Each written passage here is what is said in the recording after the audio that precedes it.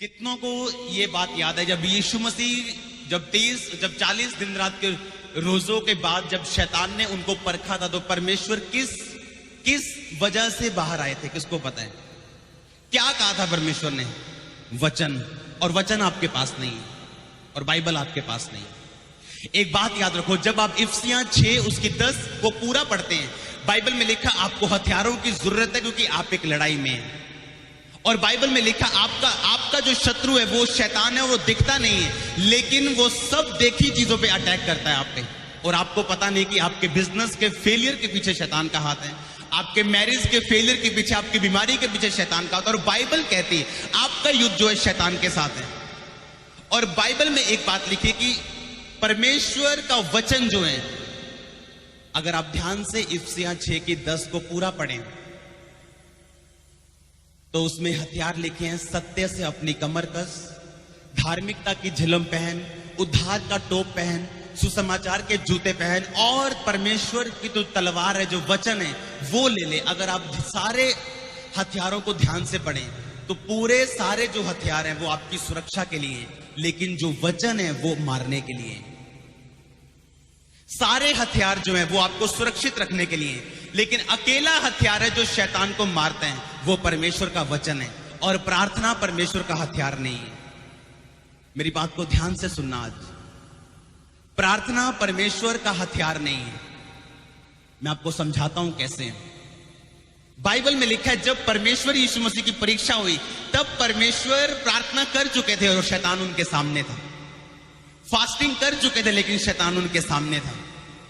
लेकिन अब शैतान उनको परख रहा है कि अगर तू परमेश्वर का बेटा, इन पत्थरों को बोली रोटियां बन जाएगी। यीशु मसीह उस समय भूखे थे और परमेश्वर ने कहा, शैतान लिखा है इंसान केवल रोटी से नहीं परंतु परमेश्वर के वचन से जो उसके मुख से निकलता है वो जीवित रहेगा।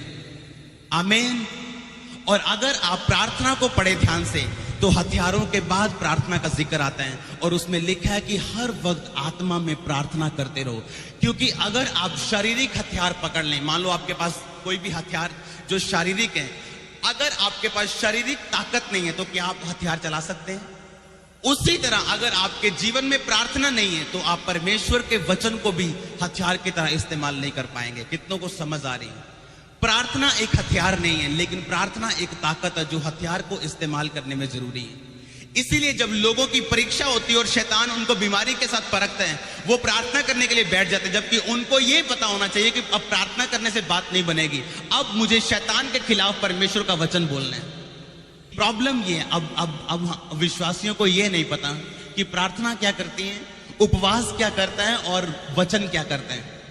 बाइबल ये बताती है उपवास किसी चीज को नहीं बदलता, उपवास केवल आपको बदलते हैं। वो आपकी आत्मा को इतना ट्यून कर देता है कि आप परमेश्वर की आवाज को सुन पाते हैं। और जब आप परमेश्वर की आवाज को सुनना शुरू कर देते हैं, आपका छुटकारा आपके पास होता है। आमीन। और प्रार्थना परमेश्वर के दिल और दिमाग को बदल सकती है। बाइबल में लिखा, परमेश्वर ने सोच लिया कि मैं इजराइलियों को नाश करूंगा, और जैसे ही परमेश्वर ने सोचा, मूसा परमेश्वर के सामने खड़ा होकर बोलता है, परमेश्वर अगर तू इनको नाश करेगा तो मुझको नाश कर। और बाइबल में लिखा उसने स्ट्रॉन्ग प्रार्थना की। और बाइबल में लिखा, जब यशायाह 38 को पढ़ते हैं, लिखा हिजकिय्याह नाम का एक नबी बीमार हुआ और परमेश्वर ने कहा, हिजकिय्याह तेरी उम्र खत्म है, अपने घराने को आज्ञा दे दे, अपनी जो वसीयत है वो लिख दे, अब तेरी मौत आ चुकी है। और जैसे ही एक नबी उसको आके बताता है कि तेरी मौत आ चुकी है पर तेरा टाइम पूरा हो चुका है, लिखा वो नबी, वो हिजकिय्याह जाके दीवार की ओर मुंह करके प्रार्थना करके प्रभु से कहता, परमेश्वर मैं तेरे सामने बड़े अच्छे तरीके से चलता आया हूं, लेकिन आज मुझे एक बात चाहिए कि मेरी जिंदगी को बढ़ा। और परमेश्वर ने उसी नबी को बोला, अभी वो रास्ते में वापस जा रहा था, परमेश्वर ने कहा अब दोबारा उसको जाके बोल कि तेरी उम्र को मैं 15 साल और बढ़ाता हूं। आमीन। सिर्फ प्रार्थना के कारण, प्रार्थना परमेश्वर की योजना को आपके जीवन में बदल सकती है। प्रार्थना परमेश्वर के माइंड को चेंज कर सकती है। उपवास आपको बदलता है कि आप परमेश्वर के साथ अपनी स्पिरिट को ट्यून कर सकें और परमेश्वर की आवाज को सुन सकें। और प्रार्थना परमेश्वर की योजना को चेंज करती है और वचन शैतान को हराता है। आमीन। अगर आप ध्यान से परमेश्वर के वचन को पढ़ें तो बाइबल में लिखा, जब आप इफिसियां 6 की 10 से पूरा पढ़ते हैं, लिखा हर वक्त आत्मा में प्रार्थना करते रहो और लोलीन रहो प्रार्थना में। अगर आप ध्यान से, कौन कौन इंग्लिश की बाइबल पढ़ते हैं? इंग्लिश की बाइबल पढ़ते हैं? प्रार्थना उसमें लिखा है कि सप्लीकेशंस, कि अपनी प्रार्थना फुल सप्लीकेशंस के साथ परमेश्वर के सामने लेके जाओ।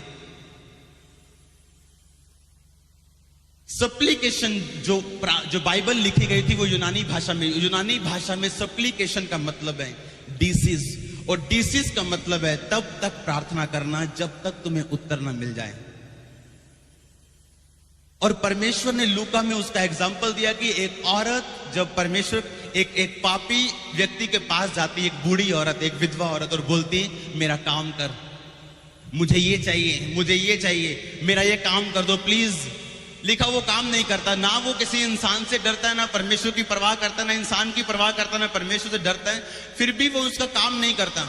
लेकिन लगातार जाने के बाद वो इंसान सोचता है कि ये विधवा बार बार आके मेरे नाक में दम करे, क्यों ना मैं इसका काम कर दूं। और परमेश्वर ने कहा अगर एक पापी इंसान ऐसा सोच सकता है कि अगर एक बार बार व्यक्ति उसके पास काम करवाने के लिए जा रहा है और वो काम कर रहा है, तो मैं तेरा काम क्यों नहीं करूंगा और मैं तेरी प्रार्थना का उत्तर क्यों नहीं दूंगा। आमीन।